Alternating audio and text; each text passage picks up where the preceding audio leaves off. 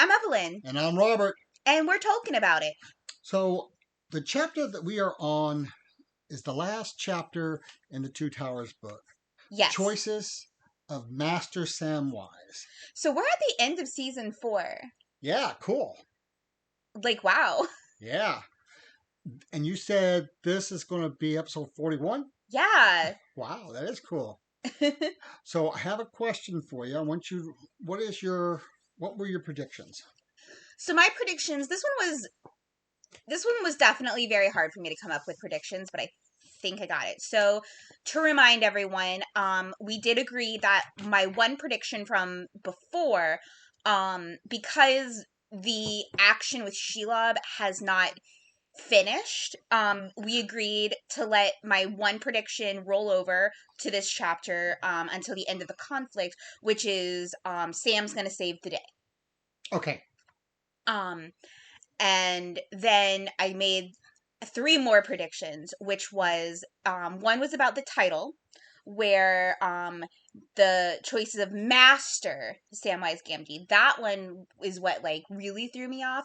So I was saying that Master was kind of referring to him making his own choices and gaining confidence and kind of the one leading Frodo at this point. Okay. So my other prediction was that the choice itself was going to be Sam was going to have to choose between going after Gollum and going after Shelob, and that he would like make the right choice and go after Shelob was kind of like a caveat to that. And then my last prediction was that Shelob wouldn't actually die. Okay. All right. All right. So you want to say what you were right and wrong with now, or you want to do it as we get along? Let's do it as we get along with it. Okay, dokie. Because I want to make an argument for one of them. Okay. So it opens up, like the split second after the last chapter ended. Yes. And so just a quick recap. So Frodo's been poisoned by Shelob. Yes. And tied up. And tied up with webbing. And Sam is, oh no, no, no, I want to do that. And then, he gets Sting because it's laying there beside Frodo. And again, he's holding it in his left hand. Okay. His sinister hand.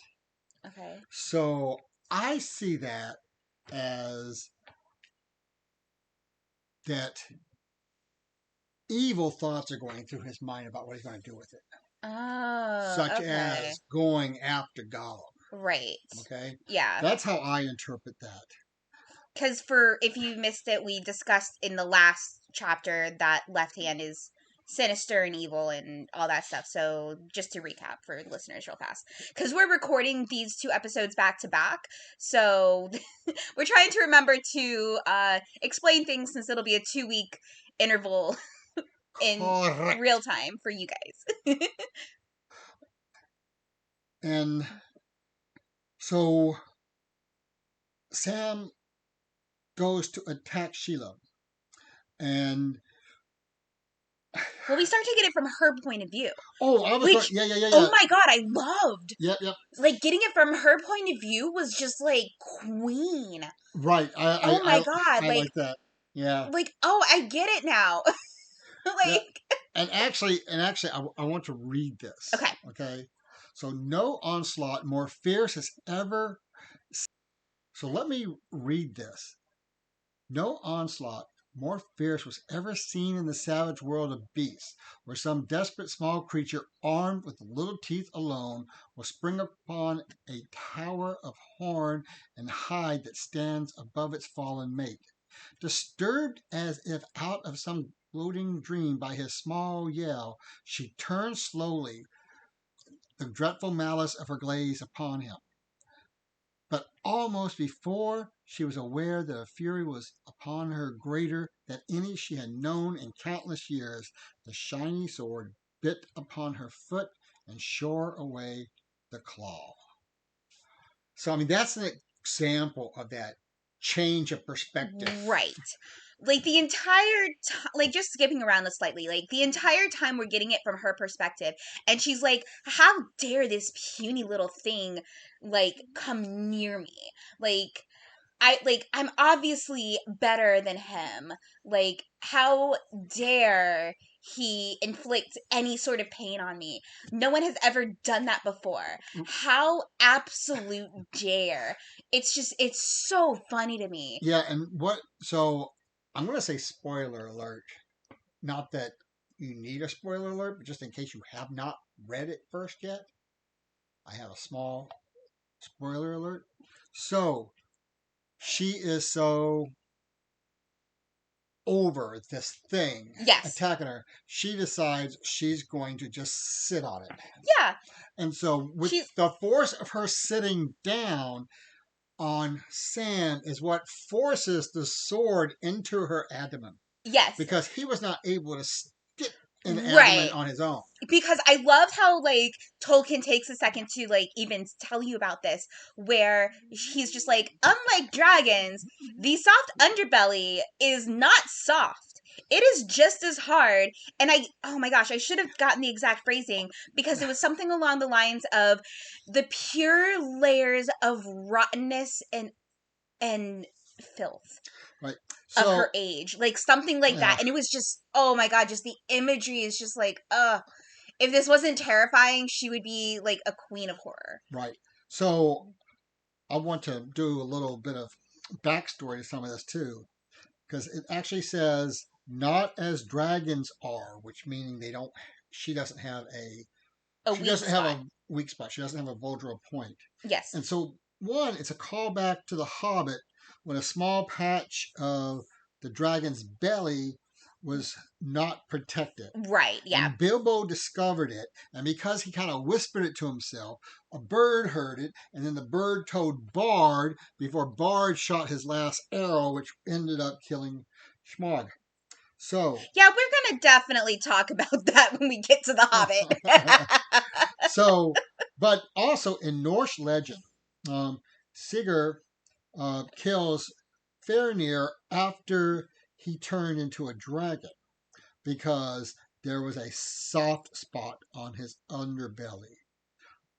So, Yeah, it's definitely like dragons having a vulnerable soft underbelly or a potential vulnerable spot like a throat or something is something that is very ingrained in mythology pretty much all around the world. Like pretty much every culture has some form of like so many cultures have some form of dragon, and they all have some sort of vulnerable spot. So for Tolkien to say this girl ain't got one, like right, that just shows you like how absolutely massively evil and terrifying this creature is. yes, but then, except for its eyes, Okay. yep, Oh, and true. Yeah, it and does say so except for his eyes. so it's able to take damage on along the edge of the eye, which she does. Now, I also love how Tolkien refers to Sam's action in a letter he wrote. So Tolkien wrote, supreme, plain, dog, common, sensible heroism in aid of his master. Sam now begins to rise to supremacy and heroic status. Okay. So I was definitely, I would argue against myself and say that I was wrong in my prediction of the master thing, where I agree, where we'll see later in this chapter about it a little bit more, but this chapter, Sam, it's not him choosing to lead or being on his own. It's kind of he's forced to be, Right, and he's yeah, trying to rise to the occasion. yeah, he has to take on the mantle of the person in charge, and that's the master. Yes. But then what's really cool here is that Sam gets a hold of that light again, Yes. the starlight. And this time he just starts speaking Elvish, and he doesn't know Elvish. And he doesn't really know what he said. Yeah, and I wanted to ask you about that because I was confused. Is that like the power of the star? Is that like some sort of like godly intervention? Well, Is it remember, some form of so both? at first he calls out the name of Galadriel. Hmm. And when he calls that out, he has a vision of her with other elves. Okay. So I think So it's a power of the name type thing? I think it's a sort of a power of the name Okay. type thing that gave him the ability to yell this out. And Because once he yelled it out, he started to feel more powerful and felt better a little bit as well. Like he got like a strength of courage. yeah, and then I love this little line where Samwise says, "Now come, you filth! You hurt my master, you brute, and you'll pay for it. But we'll settle with you first. Come on and taste it again." Yeah, he gets like, he's just like, oh, so you are vulnerable. I can hurt you, even if you are technically trying to hurt me. Like, let's go, let's go. Right. And the beams of light enter Shelob's wounded head, around where the eye is wounded, around the eye. Mhm. So the light just pierces her. So It's definitely like a paladin D&D thing. it the light pierces her, and it just takes care of her, really. Yeah, it And does. and and then when all is said and done, and then Sam is alone again. Wait, you didn't answer my question. Oh, I'm sorry. And ask again. The light when he starts talking in Elvish and doesn't know what he's saying, like what was that? Because I was confused by it. Oh, It was it because that's what was my it's a question. Was rhyme. It's part of a poem. oh okay, It's part of a poem. but I mean, was it more like was it kind of like the power of the star and the name of Galadriel? Like it came to him as like this kind of like not necessarily like a spell, but words of comfort and words of It's words warning. of power. Words of power. That's what I was trying to get at. Yeah. So was it more like divine intervention? Was it more of the like the connection with the elves? Was it the star itself? Was it the fact that it's kind of a god thing? That was the kind of what I was wondering. Well, it doesn't really go that deep, but Oh. how I read it is that again he had a vision, and he was able to take what he heard in that vision and repeat it out loud. Okay. Even if he wasn't quite sure what he was saying. Right, because So in his vision he heard these words of power. right, and Okay. how I also interpreted it is when he called on Galadriel. I know I said it wrong. I keep wanting to say Galateron, which is something from D&D, so I'm not better. Shout out to all the NADPOD fans. And what happens is the vision he sees, this is how I interpret it. The vision he sees is her using these words. Yes, okay. Okay. Okay.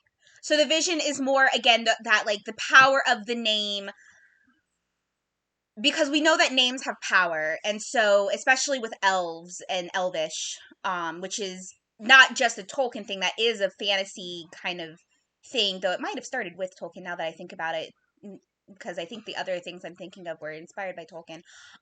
But yeah, so that makes a lot of sense. Right.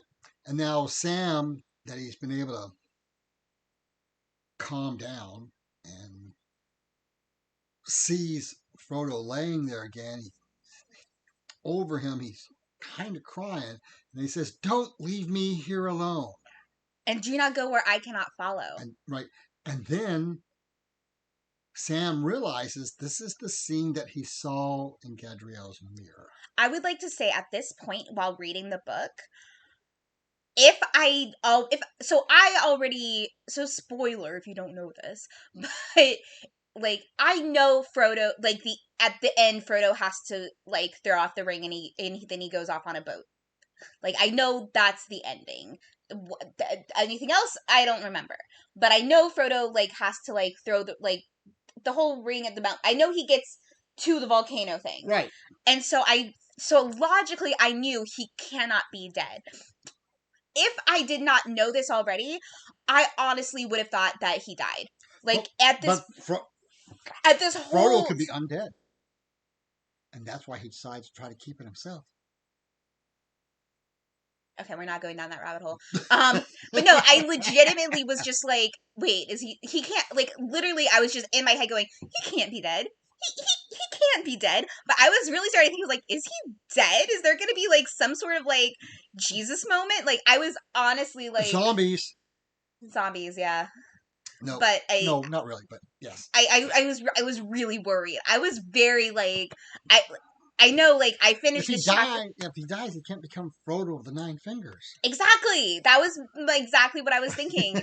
Where I'm just like, wait, no, I know he makes it to the end of the book. Like, he's not dead, right? It was just... In my mind was furiously working, like, come on, dude, come on, wake up. And I was with Sam this whole time, like, with the anxiety. I felt the anxiety from Sam so hard. And yeah, I just, ugh. And that's why I think I read the chapter so fast. I know you were just like, did you really read it that fast and comprehend? I'm like, I'm a fast reader, especially when I'm invested. And I started reading real fast at this part. But then Sam remembers his own words. I have something to do before the end. Right. And he realizes that he has to finish seeing the mission through. Yes, he has this whole thing where it's just like, the company has to finish this through. We are the last of the company. Now I'm the last of the company. And that was heartbreaking. And so there's really some internal debate going on with him. Yes. I mean, you really have to read between the lines a little bit to really see how desperate that is. Oh yeah, I was definitely getting that. But he ends up taking Sting and the ring. Right, like, the entire time he was taking, I was like, all right, what are you doing, sweetie? Like, what are we doing? Frodo? Like, I just... So, I and was as so soon as anxious. he puts the chain with the ring on it It around is his throat, so he feels heavy. the weight. Yes. And then he's still trying to talk himself into going on. Yeah. And all of a sudden, he hears orc voices. And that's when it kind of changes perspective again, where we kind of hear these orcs talking. Right. And I thought that was so much, like, I really love this chapter so much, because we get Shelob's... Oh, which, by the way, with Shelob, we forgot to mention, like, once he, like, stabs her and she, like, goes off, it is left unclear if she is dead or alive. Goes crawling away, yeah. It literally says that is a tale that is not told here. Tale that is not told here, right? So, can my prediction be right? Because I kind of like the idea that she's so gnarled and evil that she just bides her time for another age to heal. I kind of like that imagery. Yeah. Okay. I get a point! In this book, yes. Okay. Not other choices. Other choices may be otherwise. Anyway. But yes, so we get another perspective from the orcs here. And so again, the orcs, it was fun. Yeah, and so when he hears the orcs, he puts the ring on to hide. Which, oh my god, I was like, I probably should have actually filmed myself with this, because my eyes went wide, my chin went to the floor. I was like, no, what is you doing, baby? Because in my mind, the only one uncorrupted is Tom Bombadil. Like, the only person who is not coerced by this ring is Tom Bombadil. So I'm, like, super worried about Sam right now.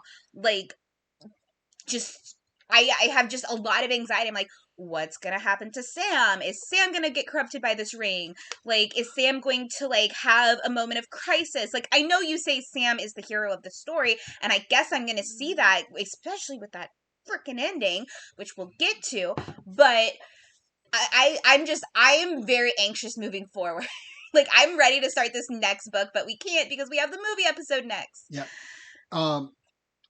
So what we have here is some really interesting stuff. But I'm not going to rehash it, Mm-hmm. but it's just pages full. Of the orcs talking. Well, but of what's going on. Well, yeah, so we get a real good info dump.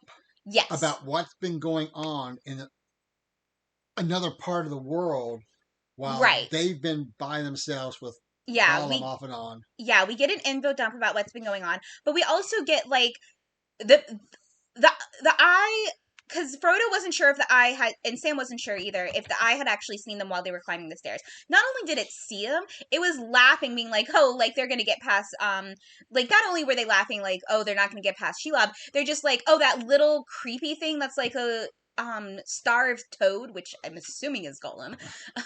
It's very obviously Gollum, and he was like, oh, it's like she has her own pet and he's making a sacrifice to her. He must not be worthy of eating. And I was like, oh my god, like that's just wow.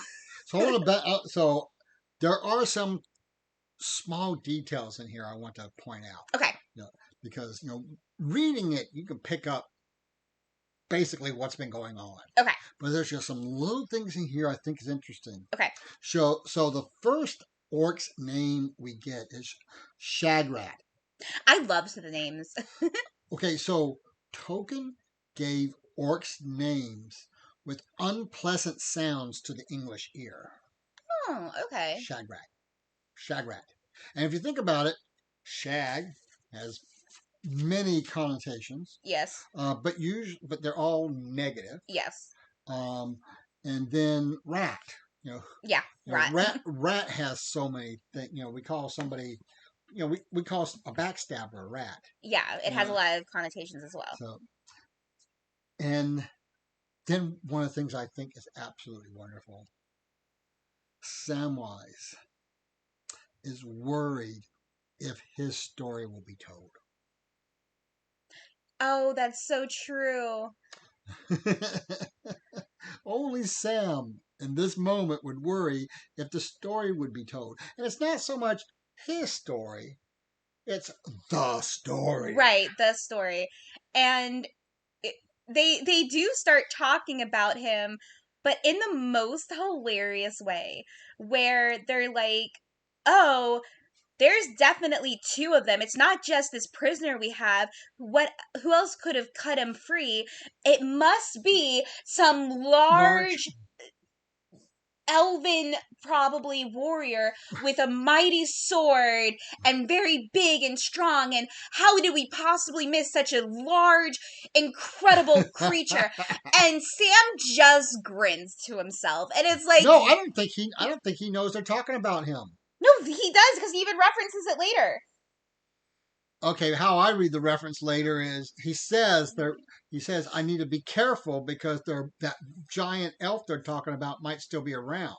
Can you pull it up? Because I honestly think that the word is that he says, be careful, there is one, like he is there. So I just think I read it wrong, so I'm just curious. All right, so we found it, and we have different interpretations, and so we're going to discuss our interpretations, and then we're curious what you guys have to say. So this is the passage that we're both referencing. Right. So it starts with the orc still talking. He's going out of harm's way, I tell you, answered Shagrat. See, he's precious. I don't trust all my lads, and none of yours, nor you either, when you're mad for fun. He's going where I want him and where you won't come, if you don't keep civil. Up to the top, I say. He'll be safe there. Will he? Said Sam. You're forgetting the great big elvish warrior that's loose. And with that, he raced around the last corner, only to find by some trick of the tunnel, or the hearing which the ring gave him, he had misjudged the distance. Okay, so you're saying that you interpret that as he doesn't realize that's him. Correct. Okay, so give your reasoning first. Well, there is no indication that when he hears it, he's like, oh, they're talking about me. Okay. Because the way that I read it is because he repeats that, because he's invisible at this point, right? I don't know if he still has the ring on or not. Well, at this, it very much reminds me of Bilbo when he's teasing Smaug, where, and that's kind of where I interpret it, that I feel like it's a callback to that kind of, where it's more teasing. It's just like, oh, you better watch out for that big bad elvish large man, and then here he comes, and he's like, kind of like, almost sarcastic and teasing. And I feel like that's kind of the sense of humor that Bilbo has. And Sam, who was kind of half raised by Bilbo himself, would have similar kind of tendencies, I think. I don't think so. Really? Okay. Right. Because I feel like that's him acknowledging that they're talking about him as the second person. Because I think Sam would not see himself as the same level of Bilbo and not even try to have the same aspects of life as him. I'm not saying that he's trying to. I'm saying, like, subconsciously he's gotten the same type of mannerisms. I don't think so. Okay. Because we've not seen it before. Oh yeah, that is fair. Yes. Right. Well, you guys let us know what you guys think. Yes, please, please, please. Right. So now, after Samwise is worried about whether or not the story would ever be told, Right. the orcs take Frodo's body, that they were able to take the passage that was originally blocked by a large stone that Frodo and Sam couldn't get through earlier. Right. So now he's listening through the stone, and he finds out that the orcs fear the Nazgul. Yes. And they even say, like, the Nazgul are uneasy, and it's like, ooh, that's not good. Yeah, and this is where we get the great info dump about what's been happening. Right. So give us just a quick summary. Well, so we now know that because of troop movements, Frodo and Sam would have not made it to the stairs. So the orcs and so forth were on the move. Right. And so nobody was watching the stairs. Which one of the orcs kind of, like, tells off another orc, like, that was your job. That was your whole job. Yep. You had one job. And then here's some meta info. Okay. So Sauron's attention was diverted because Aragorn had looked into that stone and revealed himself to Sauron. You mean Pippin? No. By this point, if you remember way, way, way back, Aragorn takes the stone and looks into it. Not Pippin. I don't remember that. Okay. All right. And he looks into the stone and revealed himself to Sauron. And so Sauron then decides immediately on war. So he's in the process of war. Right. And so he's no longer looking for the ring. Aragorn did exactly what he had hoped to do. Okay. Okay, it just came back to me. Okay. Gotcha. Okay. Right. Cool. And one of the things I find interesting too is they said, it's known that there were spies on the stairs. One of the orcs says. Right. So they knew, but then again, But again, they were like, we'll get to Shelob and she'll take care of it. Right, but they also call Gollum Shelob's little sneak, which I thought was interesting because that's one of the descriptions that Sam has for Gollum, sneak. Again, they describe him as like almost like a spider, or more like a. I loved that they also called him like a little spider or a tortured toad.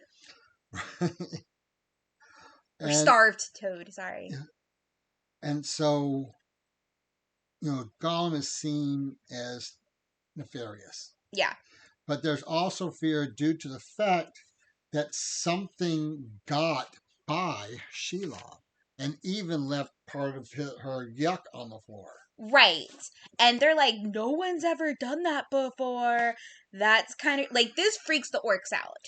And this is also where we get the indication of orcs are not dumb. Right. They have figured this out, and they very quietly between themselves question the master's plans. Yeah. So do you think that?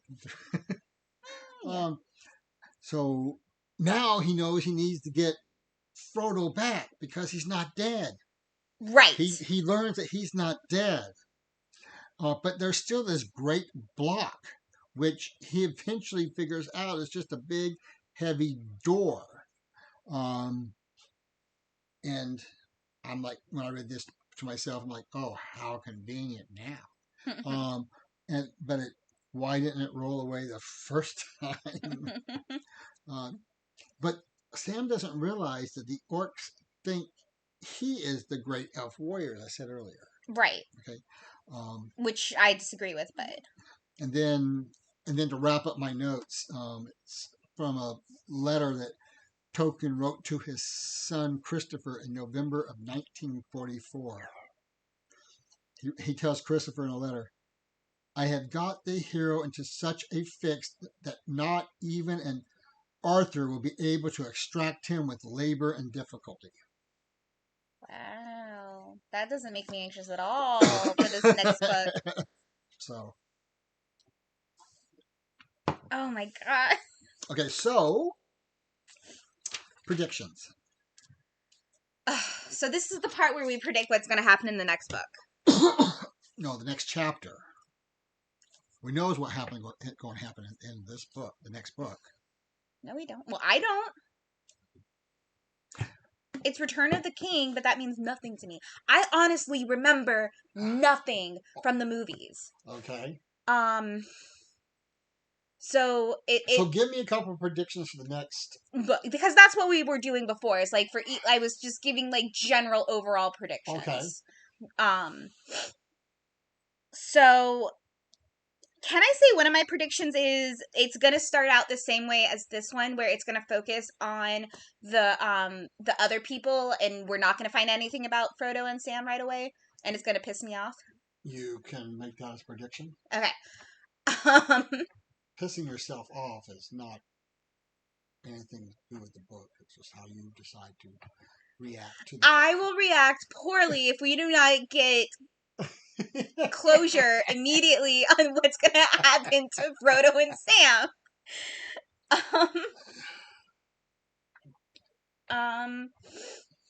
Okay, and then I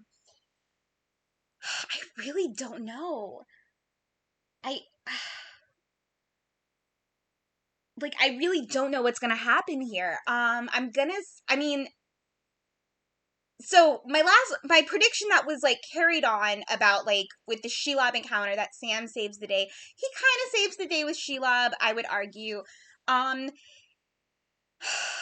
I make the prediction that he saves Frodo? Because I'm assuming that's gonna happen. Okay. All right. I need a third prediction. It's a prediction. It's a poor prediction, but it's a prediction. I mean, I would be angry and try to stab him. Anyway. He would have to see him again. Okay, so that's a part 2 of my prediction. It's like, we'll see Gollum again. Well, we know we're going to see Gollum. Well, I know we're going to see Gollum again because I know he bites off Frodo's finger. Yeah, but they're going to see him before that time, though. I'm going to predict yes. Okay. And when they see him again, Sam's going to try to stab. Is going to stab him. Not going to try. He's going to successfully stab him, I think. So, I have an interesting observation. Okay. It's kind of metaverse, but did George Lucas get the idea for Anakin to burn up in the fire from Gollum? From being corrupted? Ooh. That's a great question, actually. I like that question. All right. I think we're done. Yeah. I think we've done enough harm here today. Yeah, this was just so we finished season 4 now. Well, not finished it. We still have the movie, but we finished book 4. So what are your overall thoughts on this book as a whole, where it just kind of focused on Frodo and Sam? Well, I think that Tolkien realized that he had to focus on one the fractions of the fellowship at a time. at a time. Yeah. You know, It definitely served it well rather than bouncing back and forth. You I know, think I would have gotten more confused. we didn't get what I always call. Meanwhile, back at the ranch, Okay. Yeah. we didn't get that back and forth, Right. and that's why it took you so long to remember Aragon looking into the stone, Right. Yeah. because it was so long ago. Yes. Yeah. And he's got his scheme, which I need to see if I can find a copy of that somewhere, Okay. about what happens when, especially right now. What's Yeah. happening at the same time might help us a little bit. Okay. As long as there's no spoilers for me. Okay. All right. Yeah, overall I really liked this book. And it was really interesting, like really focusing on Sam and Frodo and everything they had to go through. I thought it was going to be a little boring, but it was really, really good. And I think I got like my favorite chapter out of this. Okay. Which one was that? I can't remember now. I was hoping you wouldn't ask me. Not so much of a favorite, is it? But it was definitely like it was something that was really good that kept my attention that I really liked. And now we're done with volume 2 of The Lord of the Rings, which is the Twin Towers as a whole. How do you Towers. 2 towers? Oh, my bad. Anyway, 2 towers. What are your feelings about this volume as a whole as it is broken up by the publisher? No, the volume's not broken up by the publisher. That's how Tolkien wanted it to be No, published. Tolkien wanted it to be published as either one big thing or 6 parts. The publisher did it as 3 parts. So book 3 and 4 together is what I mean. Like, how do you feel about it as a whole? Like, this as a volume that we have. That's what I mean. Okay. It's my second favorite of the volumes. Okay. The next volume is my favorite. All right. Okay. And yeah, and one reason why the next volume is my favorite is because there's so much personal growth of a lot of the characters. Ooh, I'm excited for that. I'm always a sucker for character development. Okay. Are we done? I think we're done. Okay. All right, our next episode's going to be the movie episode. I'm not going to tell you our guest yet because I still need to confirm with them, but yeah, we'll have a guest of some sort to talk about the movie episode, and then we'll have the Patreon exclusive, which is us reacting kind of in real time to the movie, which is basically just me having a lot of questions. Like the first one. Like, who's he? Yeah. What is that? It was a valid question at the time. Anyway, I've been Robert. And I'm Evelyn. And you've been listening to Talking About It.